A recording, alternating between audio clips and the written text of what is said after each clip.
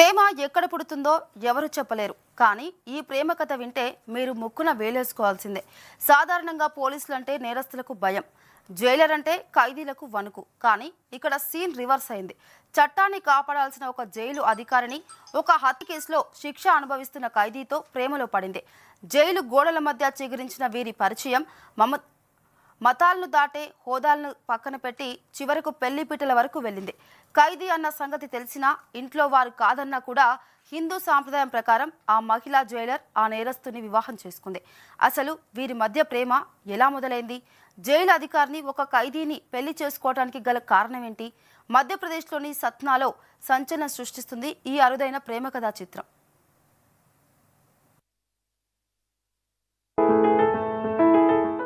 ప్రేమకు హద్దులు లేవంటారు. అది ఎప్పుడు ఎక్కడ ఎవరి మధ్య ఉడుతుందో ఎవరూ ఊహించలేరు.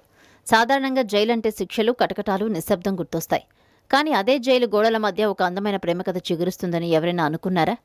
ఒకరు చట్టాన్ని రక్షించే అధికారి, మరొకరు చట్టం దృష్టిలో నేరస్తుడు. ఒకరు జైలును పర్యవేక్షించే జైలర్ అయితే మరొకరు అదే జైల్లో ఊచలు లెక్క పెడుతున్న ఖైదీ. మధ్యప్రదేశ్లోని సత్నా సెంట్రల్ జైలు సాక్షిగా జరిగిన ఈ వింత ప్రేమ కథ ఇప్పుడు దేశవ్యాప్తంగా సంచలనం సృష్టిస్తుంది. సత్నా సెంట్రల్ జైల్లో అసిస్టెంట్ సూపరింటెండెంట్గా పనిచేస్తున్న ఫిరోజ్ ఖాతున్ విధి నిర్వహణలో చాలా కఠినంగా ఉంటుంది. అదే జైల్లో ధర్మేంద్ర సింగ్ అనే ఖైదీ 2007లో ఒక కౌన్సిలర్ను హత్య చేసిన కేసులో యావజ్జీవ కారాగార శిక్ష అనుభవిస్తున్నాడు. అయితే జైల్లో వారెంట్లకు సంబంధించిన పనులు అధికారులకు ధర్మేంద్ర సహాయం చేసేవాడు. ఈ క్రమంలోనే ఫిరోజా ఖాతున్ ధర్మేంద్రకు పరిచయం ఏర్పడింది. మొదట్లో కేవలం పని నిమిత్తం మాటలు కలిసినా ధర్మేంద్ర సత్ప్రవర్తన ఫిరోజాను ఆకర్షించింది. ఖైదీ అన్న విషయాన్ని పక్కన పెట్టి అతని మనసును ఆమె గాఢంగా ప్రేమించింది. ధర్మేంద్ర జైల్లో ఉన్న 14 ఏళ్ల కాలంలో వారి బంధం మరింత బలపడింది. అతని మంచి ప్రవర్తన కారణంగా 2022లో ధర్మ జైలు నుంచి విడుదలయ్యాడు. జైలు నుంచి బయటకొచ్చిన తర్వాత కూడా ధర్మేంద్ర, ఫిరోజా టచ్లోనే ఉన్నారు. అయితే వీరి పెళ్లికి మతం మరియు హోదా అనే పెద్ద గోడలు అడ్డొచ్చాయి. ఫిరోజా ఖాతున్ ముస్లిం కావడంతో ఆమె కుటుంబ సభ్యులు ఈ సంబంధాన్ని తీవ్రంగా వ్యతిరేకించారు.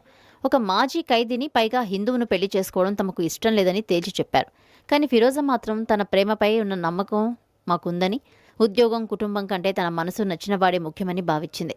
చివరికి మే 5న ఛతర్పూర్ జిల్లాలో వీరిద్దరు ఒకటయ్యారు. ఫిరోజా తన మతాన్ని పక్కన పెట్టి హిందూ సాంప్రదాయం ప్రకారం ధర్మేంద్రను వివాహం చేసుకుంది. అగ్ని చుట్టూ 7 అడుగులు వేసి ఈ జైలర్ మరియు మాజీ ఖైదీ దంపతులయ్యారు. చట్టం శిక్షించిన వ్యక్తిని, అదే చట్టాన్ని అమలు చేసే అధికారిని తన జీవిత భాగస్వామిగా స్వీకరించడం ఒక అద్భుతమనే చెప్పాలి.